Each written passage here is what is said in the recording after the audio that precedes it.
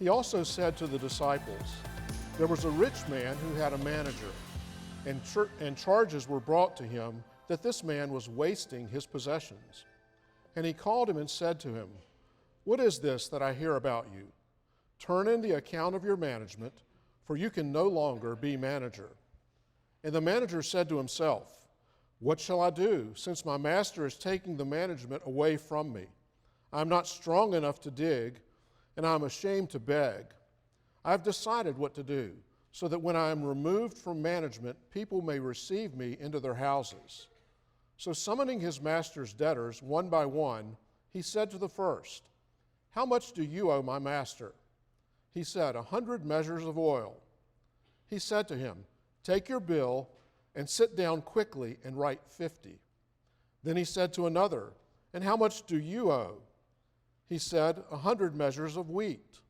He said to him, 'Take your bill and write 80. The master commended the dishonest manager for his shrewdness. For the sons of this world are more shrewd in dealing with their own generation than the sons of light. And I tell you, make friends for yourselves by means of unrighteous wealth, so that when it fails, they may receive you into the eternal dwellings. One who is faithful in a very little is also faithful in much, and one who is dishonest in a very little is also dishonest in much. If then you have not been faithful in the unrighteous wealth, who will entrust to you the true riches? And if you have not been faithful in that which is another's, who will give you that which is your own? No servant can serve two masters, for either he will hate the one and love the other, or he will be devoted to the one and despise the other. You cannot serve God and money." May God add his blessings to the reading of his word.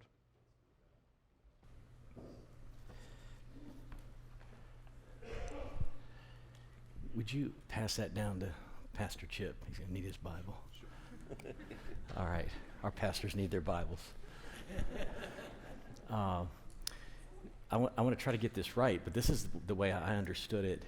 Coming in, Max was looking for a parking spot, and it's, pretty full, and there's one left, and it says guest parking. So his friend Anderson says, "Bro, you can park there, but it's the last day that you can park there. You're not a guest anymore." Don't you love Baptism Sunday? That's amazing. Oh, man. Max, if you come back sometime and you need to park there, we'll get you a dispensation.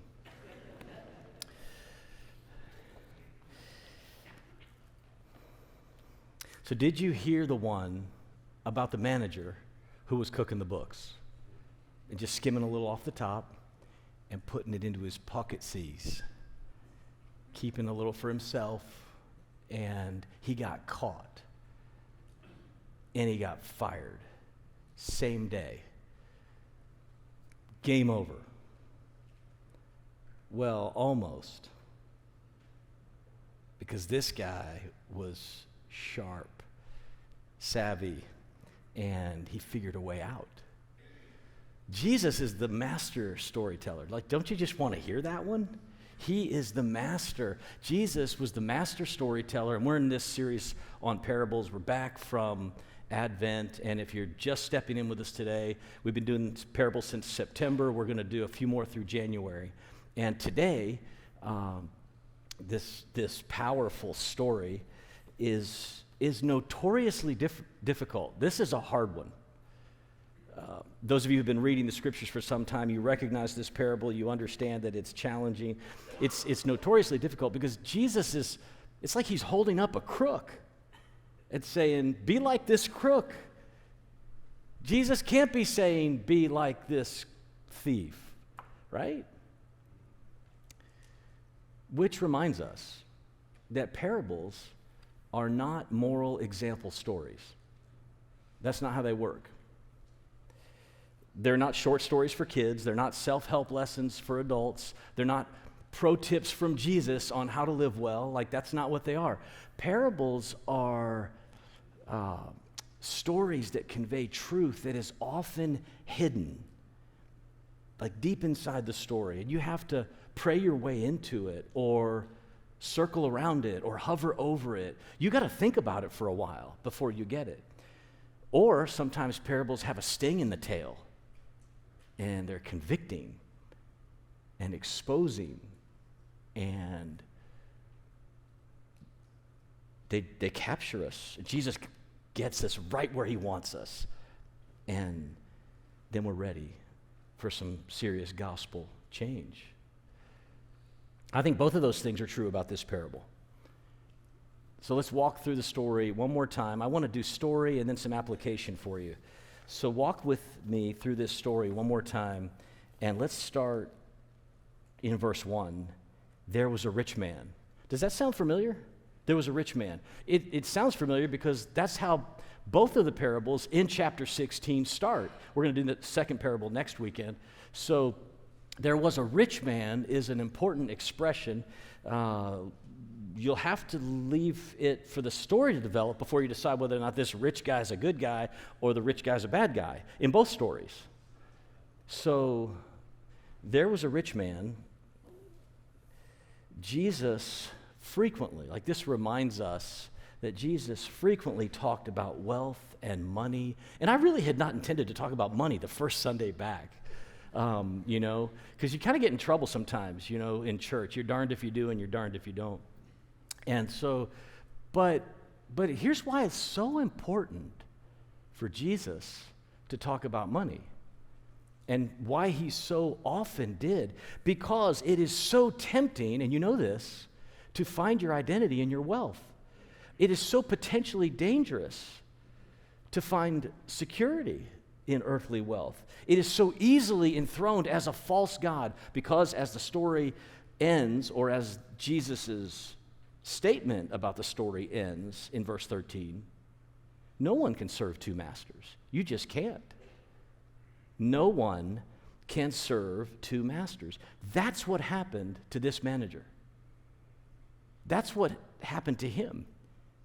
He found himself having to decide, like, I really like working for this guy. I love working on this estate. He's done a lot to take care of me, but I like this even more. And so he started the deceptive, subtle process of taking, of stealing.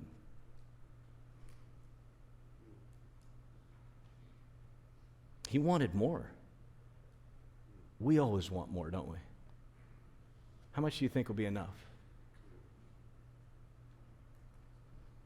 I imagine that the day started for a normal day, like he and his wife were brewing up some Ethiopian coffee that they had imported through the estate, and they're having a little breakfast and coffee, and she says, well, what's on your agenda? And he says, well, not much. I do have a meeting with the owner today. Oh, a meeting with the owner. What's that about? Well, nothing probably will come of it, but there have been some allegations against me and my business dealings. Oh, well, let me know how that goes. And look what happens in verse 2. Yeah, it's not a big deal at first, but it turns into a big deal pretty quickly. The owner calls him into the meeting and says, what is this that I hear about you? I thought I could trust you with my resources. I thought I could trust you with the estate. I thought I could trust you with the money. I thought I could trust you. And you have been recklessly spending, recklessly wasting this. I'm assuming on yourself as well as in other ways. Well, I wouldn't say that. Well, I would say that. Why don't you go get the books? And it says in verse 2, give me the account of your management. He means the ledger books, right? The green book from Willy Wonka. Have you seen Willy Wonka yet? The green book, right? Like the ledger, the accounting of this. And he says, well, bring it in. The word that he uses here, or the story uses, for wasting money. Look over it back into chapter 15. You'll remember the story of the prodigal son. What did he do with all the wealth and resources? He spent them recklessly. He wasted, same exact word. He wasted them on himself. So he says, show me the books. Apparently, it's not a long meeting. Those of us who've been fired know that brevity is important. And it's just pretty quick. He calls him in, and it's over. He's fired. Now, the scene changes. Did you notice this? In verses 3 and 4, the scene changes. This is what poetry calls a soliloquy. He's talking to himself. Verses 3 and 4, we just get to see him by himself. I imagine in my mind that he leaves the meeting and he's walking back across the estate and he just slowed down he's looking out over the land. He's like, dang, I gave this up? What do I do? And he says in verse 3, what should I do? And he's just kind of stroking, the thinker. He's thinking, what am I going to do? How do I get out of this? Where do we go? On his way back to the house that he's just been evicted from, I'm no longer strong enough to dig. I'm not young enough to work like that, to hire myself out as a day laborer. I'm not going to beg, verse 3. I'm ashamed to beg. That would be embarrassing. I'm not asking for help. I need a job. I need a place. I need an exit strategy. Verse 4. Aha. I know what I'll do. So that when I'm removed from management, people will receive me into their houses. Someone will give me a job. Somebody will give me and my family a place. I know what I'll do. This is good. So he starts calling, verse 5 says, he starts calling in the master's debtors one by one. Now, why do you suppose he would call them in one by one? I think he calls them in one by one because he wants to make a special deal with each one so that there won't be any question about who has blessed his life, right? So he calls them in one by one. And he's going to change their lives, man. This is the kind of thing you see on TV, when they bless someone with something they had no idea it was coming, right? So here's what happens. He meets one by one with them. He's going to get credit. He's going to do something incredibly helpful to them, and he's going to call on that as his exit strategy in the days to come, a little quid pro quo. He's clever. He's creative, he's decisive, and he acts on it immediately. So verse 5 says, so summoning the master's debtors in one by one, he said to the first, how much do you owe? He's going to cut him a deal and get in his good graces. Now let's talk about, are you with me so far? Let's talk about the deal, because it's hard to know exactly what he's doing. And there's 3 or 4 different options. I'm just going to give you what I think are the 2 best options. The first option on the deal is that he's just giving them a manager's discount. Everybody loves a manager's discount, right? This is what I can do for you, right? So he just calls them in, and he gives them a deal, and he blesses them, and he's hoping that dealing well with him with the manager's discount will turn out to be good as his exit strategy. He'll go and ask for help from these. That's one way to do it, the manager's discount. The second way to read the deal, which I think is better and makes a little more sense of the text, he cuts a deal that traps the owner. What do you mean? Well, here's what I mean. Remember an Old Testament law that if you were to loan money to a fellow Jew, or loan wheat, or loan oil, or loan a commodity, if you were to loan something to a fellow Jew, you were not allowed to do that at interest. That would be called usury, and usury was forbidden in the law, because you shouldn't make money on somebody else's misfortune. And there's good reason for that. But for time immemorial, people have found their way around the law. And not just the IRS, but the biblical law. And so, what these shrewd businessmen would do is they would figure out a way to charge interest. I want to charge interest, but I don't want to be seen charging interest. So, they would write or build into the bill the interest charge without accounting for it. For example, suppose you wanted to borrow 800 bushels of wheat. Well, you could borrow 800 bushels of wheat, but now you owe me 1,000 bushels. I built 25% interest in. So you get 800 bushels, but you got to pay back 1,000. No one knows that's really happening on the books because it's not put that way. But you couldn't report him to the Better Business Bureau. He might have the monopoly on wheat and oil in town. And what if you can't get any more olive oil? Like, you're in a sticky spot here. So you play the game, you pay the interest, you give back more wheat or more oil than you ever purchased to begin with. It's a racket. Oh, I know what I'll do. I am going to trap the owner. So here's what he does. He calls these guys in, he cuts them a deal, he's able to give the owner the full principal back, but they don't have to pay the interest back, and the owner can't say anything about it. Because if the owner says something about not giving the interest back, he's incriminating himself and saying, I've been part of this dirty scheme to begin with. So now the owner's trapped. It's really like, this guy's crafty. He knows what he's doing. A brilliant plan. The principal of the loan comes back, the owner can't admit to it, and now those who were in debt to the owner are indebted to who? To the manager. They're indebted to the manager, and he's going to cash in on that as his exit strategy. This guy's good. Alistair Begg summarized it so well. He said, at this point in the story, once the story ends, or at the end of the story, essentially, the manager looks at his debtors and says, you owe me, while the owner looks down at the manager and says, you got me. That captures the story. J.B. Phillips paraphrased verse 8 like this. Now the master, verse 8, praised this rascally manager because he had been so careful about his own future. End of story. Now, the disciples are saying, wait, where is this going? They're all ears. And then Jesus starts in to the interpretation of the story, and he teaches us.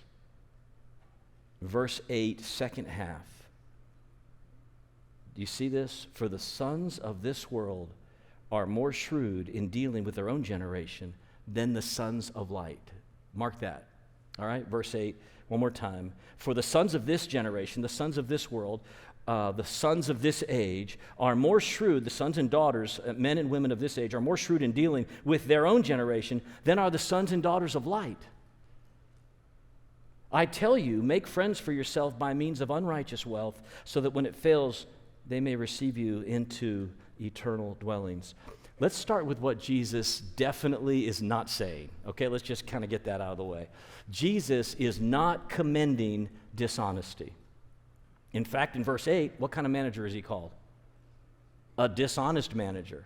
The story has him described as a dishonest character. Jesus is not commending his dishonesty, no question about that. When Jesus compared himself and his second coming to a thief in the night, do you think of Jesus as a thief from now on? No, of course not. Jesus is not a thief.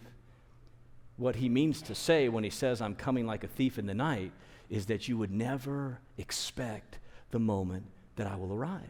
And therefore, you should be watchful. And you should be ready. Well, something very similar is happening here, right? So there's a big difference between applauding a dishonest manager for being clever and applauding a clever manager for being dishonest. The key word here is shrewd. Jesus is commending the sons of this world and saying, as a bit of a rebuke to the sons and daughters of light and the disciples, how come we aren't? How come you aren't? How come those who want to live for God aren't shrewd and wise and careful and creative and intelligent and acting with urgency about something that matters way more than earthly possessions, right? See, do you see what he's doing? Too often, the world has more urgency, more financial savvy, and more relational awareness in caring for their own future than Christians do in caring about the gospel and eternity. If what we say is really true, oh man, we should act differently with more urgency with more awareness to redeem the time, redeem money and wealth, maximize friendships for the glory of God. That's what Jesus is saying. He's saying, I want you to redeem the time. I want you to redeem wealth. I want you to maximize friendships for the glory of God. Like be the sons and daughters of light. Be the sons and daughters of the gospel. If anyone has reason to do that, you do. And I'm saying time, money, and friendship because the story is built on time and money and friendship. What do you mean? Let me try to show you how to redeem time and money and friendship for Christ. Time, because of the urgency with which the manager acts. Do you see that in the unfolding of the story? He doesn't have a lot of time to sit around. He just left the meeting. It's over. The job is over. He's got to figure out his next step. He's got to move. He's got to be creative and quick, and he's got to act. And so there's a sense of urgency and timeliness. And also we think of time because Jesus speaks, I wanted to say clearly, but it's hard. Verses 8 and 9 are challenging in terms of the structure of the text. But what's pretty clear in terms of commentators and sorting through the understanding of these verses is that Jesus is making a contrast between this generation of the world and the generations to come, between now and then, between now and forever. That's how verse 9 works. So whatever else verse 9 means, it's talking about a contrast between now and forever. So that's why I'm saying time is an important resource. Time should be redeemed for the glory of Christ. Money, because the love of money drives the storyline.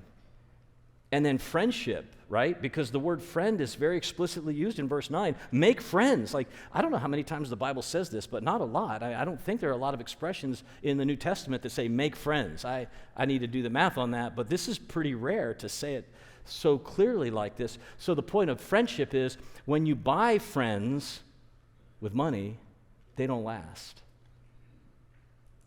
But if you will submit yourself to the economy of God and start using your relationships and your friendships, not using them, sorry, that's not the right word. If you will start seeing and practicing relationship and friendship in a way that doesn't use people, but rather is used by God to bring the gospel to life, well, that's a game changer. So that's what verses 9 through 13, I think, are building out. And so I want to talk about how to use time, money, and friendship for Christ as we begin to kind of come in for a landing. But before I do that, some of you are bumping into verse 9. It's a hard verse. Let me try to just say what I don't think it means, and that might bring a little clarity to what you're sorting through. Verse 9 is hard. Okay, let's just admit that. And I tell you, so now he's interpreting the story. And I tell you, so this has happened, right? The sons of the world do this, and the daughters and sons of light do this. And I tell you, I'm interpreting, make friends for yourselves by means of unrighteous wealth. It sounds like Jesus is saying, use dirty money to make friends. That's not what he means. What he's trying to say, I think, what the translators are trying to say, is that money is way too often used for inappropriate means. Money's neutral, right? It's currency. It can be a good thing or it can be a bad thing. Jesus is saying, take the thing that is so frequently abused and make it a good thing and employ it for the kingdom. Let unrighteous mammon or wealth have a righteous purpose. Don't buy your friends. Instead, invest your life and your resources into fostering the kingdom. That's what we think he means in verse 9. Earthly wealth is never the purpose. Like, earthly wealth is never for building your own kingdom. Write that on the tablet of your heart. If God has blessed you with earthly wealth, it has never been for building your own kingdom and your own family's kingdom. That's where the gospel collides with this. That's what Jesus keeps going after. So let me give you three workings, like 3 ways to work this out, 3 ways to live this out with regard to time, money, and friendship. And they come out of this section, verses 8, 9, 10, 11, 12. 3 things. Number 1, be generous. Be generous with all 3 of those. Be generous with your time. Be generous with your money. Be generous in friendship. Be generous with your time. Invest in people outside of your own family and outside of your own purposes. Be generous with your money, like support missions and mission trips and give yourself. Go to Puerto Rico, go to Marseille, invest your resources there. Give to church planting in Winston-Salem or Blacksburg or in Chicago, wherever the Lord is leading, right, us to partner in church planting. Be generous with your time. Be generous with your money. Be generous with your friendships. I think I'm becoming increasingly convicted that believers and disciples on mission should always be cultivating at least a family or friend or 2 who are either de-churched or unchurched or just straight up atheistic. Like, just because, like, you can't play the game this way. Like, I'm going to be their friend until I invite them to church. I invite them to church. I'm going to be their friend. They don't come to church. I'm going to stop being their friend. That is so bogus that we're paying for that as a church today, because that's been practiced historically in the church at large. Evangelicals are paying for that right now. That's not what we mean. We mean love people, befriend them, no strings attached. There's so much power. Like, if Christianity doesn't have the corner on true, healthy friendship, where else in the world would you find it? Like the motivation for real friendship.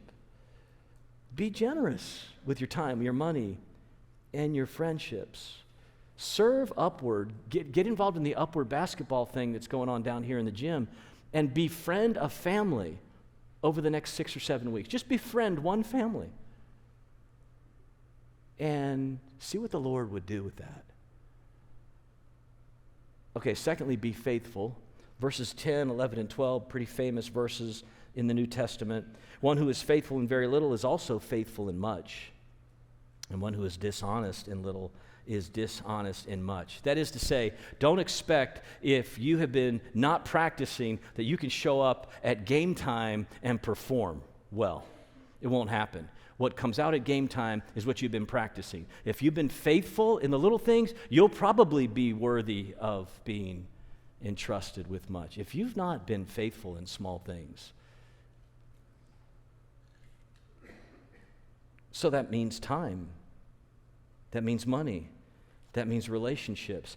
It does not mean what the prosperity gospel teaches, which is really, when you start thinking about what's actually being taught in the prosperity gospel about money, like put money in the plate and then God will give you more back. I'm simplifying it, but you get the idea. That is so utterly ridiculous in light of the gospel. It'll just crumble under the weight of this parable and this passage. There's nothing there. Like, you're not supposed to even come close to worshiping money. That's going to be the next point. Be devoted to God, not money. You can't want more money than you want more God. Well, that's the third point. Be devoted. Stop letting money be your master. You know, the funny thing about possessions, and if you're honest with yourself, you'll admit this, that you want something to possess. You want that thing. You want that new thing, that new pair of shoes, that new car, that new house, that new husband, that new wife, whatever. Like, you want that thing. And then once you get that possession, what happens? It starts to possess you. It's crazy.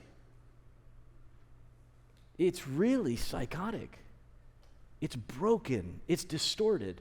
We think we are going to be happier with the things of this world, when they were simply, most of them, simply gifts that God gave us to be stewarded, enjoyed, managed, but not possessed by. So the parable ends with no one can serve two masters. Stop trying. In fact, that's the point of the story. This guy who's shrewd, well, he's just not shrewd enough. Even though he figured an exit strategy out, he's just not shrewd enough. Because money and possessions will never make him happy. You can't serve God and money. You just can't. Jesus is trying to make that point. And he's calling people, well, yeah, so really the main point is stop giving all of your time, all of your creativity, all of your energy, all of your entrepreneurial spirit, all of your intelligence, all of your resolute, decisive, I'm going to go do that. Stop giving all of that like the sons and daughters of this generation do, and start doing that for kingdom purposes. That's the message of the story.